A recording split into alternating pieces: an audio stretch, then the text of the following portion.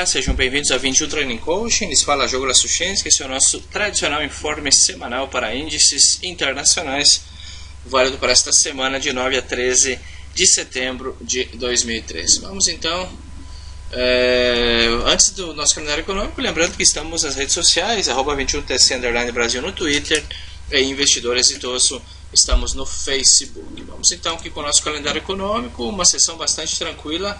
Vemos que na segunda-feira temos aqui às 2h45 taxa de desemprego na Suíça, também às 4h15 vendas no varejo anual para a Suíça, também volatilidade para os pares relacionados ao franco suíço. E na sessão americana, nenhuma notícia de alto impacto, bastante tranquila, apenas licenças, pedidos de construção para o Canadá às 9h30.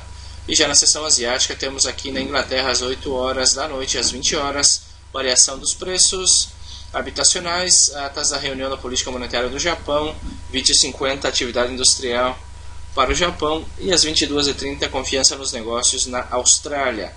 Na terça-feira temos aqui pedidos de construção para a China, índice de produção industrial também às 2h30 da manhã, volatilidade para os commodities. Temos aqui às 9h15 da manhã inícios de construção de casas para o Canadá, às 20h50 condições de produção em escalas do Japão, índice de preços, e na Austrália percepção do consumidor. Bastante tranquila, segunda e terça-feira nenhuma notícia de alto impacto. Na quarta-feira apenas aparece a primeira notícia de alto impacto, às 5h30 alteração no registro para o seguro-desemprego da Inglaterra. Temos aqui também às 7 da manhã IPC de Portugal, às 10 da manhã produção industrial mexicana. E na sessão asiática bastante movimentada, às 18 horas, horário de Brasília, decisão das taxas de juros para Nova Zelândia. Temos aqui também novos postos de trabalho para a Austrália às 22h30. Na quinta-feira temos aqui às 13h45 o índice de preços ao consumidor na França, IPC da Espanha. Às 5 horas da matina, produção industrial italiana, relatório mensal do Banco Central Europeu às 5. Às 6 da manhã, produção industrial anual. Produção industrial mensal às 6 da manhã também para a Eurozona. No Brasil temos aqui vendas no varejo, e seguindo às 9h30 da manhã temos pedidos contínuos de desemprego, solicitação inicial de pedidos de seguro-desemprego às 9h30. Temos aqui a confiança de consumidor do Bloomberg e às 15 horas declaração do orçamento mensal para os Estados Unidos. Na sexta-feira temos aqui às 4h15 horas da manhã, produção industrial mensal na Suíça. Às 6 da manhã, mudanças do emprego atual para a Eurozona, novos postos de trabalho trimestral para a Eurozona, produção industrial às 9h30, mensal e anual para os Estados Unidos. Temos aqui também índice de preços do produtor, também às 9h30 da manhã, notícia de alto impacto, vendas no varejo sem veículos para os Estados Unidos. Estas seriam as principais notícias para esta semana. Temos que considerar que o mercado está apreensivo em relação a possível ou não invasão dos Estados Unidos na Síria. Então, de fato, estão bastante complicados neste momento operar operações tipo swing. Porém, vamos começar aqui então. Começamos pelo Standard & Poor's, o SP500. Onde está? O SP500, vemos que no semanal acabou respeitando aqui a zona de suporte dos 1.625 pontos. Temos duas possibilidades: repicar, em caso de que faça um repique, poderia voltar a testar os 1.700. Também outra possibilidade de fazer um repique ordenado para formar um pivô de baixa.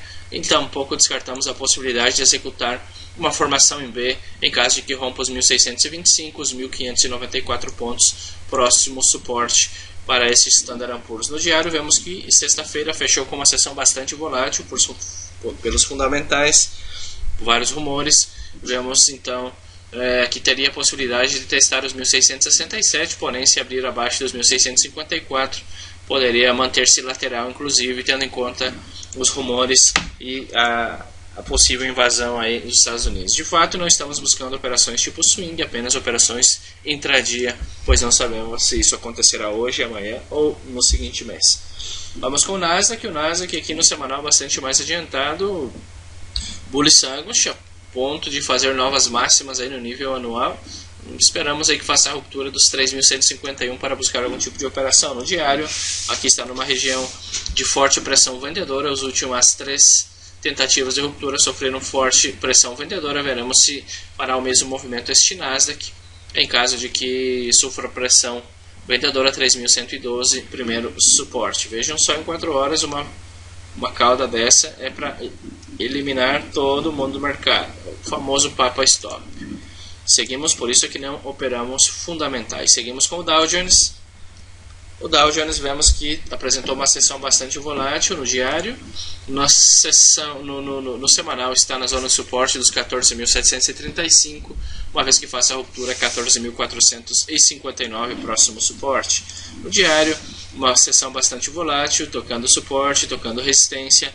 O lado que romper primeiro é por aí que vamos buscar alguma possível operação neste Dow Jones. Já o DAX 30, o DAX vemos que no semanal, ainda que seja uma correção profunda, eliminando essas últimas 6 semanas, não deixa de ser uma correção ordenada. Poderia apresentar um pivôzinho e apresentar este movimento e voltar a testar os 8.461. Porém, tampouco descartamos a possibilidade de formar uma B-formation e, se romper os 8.093 pontos, poderia testar aqui esses níveis dos 7.836 pontos. Já o K40, o índice de Paris, vemos que muito mais adiantado no semanal, uma vela aí bastante importante, eliminando 90%, quase um golfo de alta. Esperaria romper os 4.056 para buscar uma compra até os 4.127 pontos. No diário, executou aqui o pivôzinho de alta e realmente parou na resistência que havíamos comentado aqui nesse topo dos 4.023. Temos aqui uma região de resistências, 4.023 com 4.058, uma vez que faça a ruptura, poderia voltar a testar aqui os 4.084 pontos, este K40. Seguimos, vamos com o Eurostock 50. O Eurostock 50 bastante correlacionado com o K40. Vemos que no semanal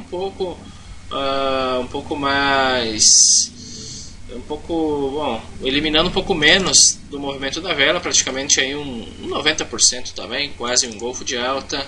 No semanal, próxima resistência 2.851. No diário, vemos que executou o medium maior, rompendo os 2.800 pontos, um failure de momento. Em caso de que rompa os 2.800 pontos, os 825, próxima parada. Intradia, uma possível formação em P em 4 horas, se poderia buscar alguma operação compradora operando esta possível P-formation em 4 horas para este Eurostock 50. Seguimos com o FTSE, o índice de Londres. O FTSE vemos que no semanal está tratando de romper os 6.541 pontos. Em caso de que o faça, caracterizaria já uma correção profunda e teria caminho livre talvez até os 6.676 pontos. No diário, a chave é romper aqui os 6.540, uma vez que faça a ruptura, 6.617, próxima parada para este FTSE. Já o índice australiano, o AUS 200, vemos que no semanal já é um movimento bastante esticado, bastante sobrecomprado, está nessa zona de resistência. Aqui temos resistência de 2008, está tentando fazer a ruptura. Em caso de que o faça, os 5.250 pontos, próxima parada, possível mínimo maior no diário, poderia apresentar este movimento, já cumpre com a condição de formação de pivô no diário, deixando caudas, poderia voltar a testar os 5.200 pontos, porém também não descartamos essa possibilidade, ou de que este pivô possa falhar e apresentar um topo descendente e vir quedas, né?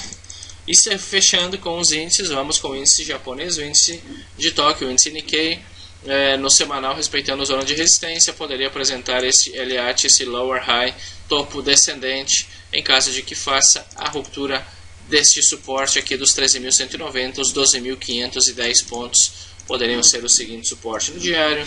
Ainda que tenhamos aqui um possível engolfo de baixa, a correção ainda ordenada e poderia apresentar um mínimo maior e voltar a testar esta resistência dos 14.195 pontos. Muito bem, acreditamos que os índices mais interessantes estão os índices, o K40, o Eurostock 50, o FTSE também, em caso de que faça a ruptura dessa resistência semanal. Os americanos, muita precaução e para nada buscar operações tipo swing, porque não sabemos se esta invasão realmente acontecerá, e se isso aconteça, acreditem, os índices vão cair e com muita força. Então, para os americanos, se poderia buscar algumas operações aí em marcos pequenos de 15 minutos, day trade, 1 hora, abrindo e fechando, fazendo day trade, né? Então devemos ter bastante cuidado. E olho, sei que não tem nada a ver com esse informe, porém, se houver a invasão, o ouro e o petróleo devem subir bastante, assim como a prata. Muito bem, sou o Diogo Lasuchenski, esse é o nosso informe semanal para índices internacionais. Um abraço e fiquem com Deus. Tchau, tchau.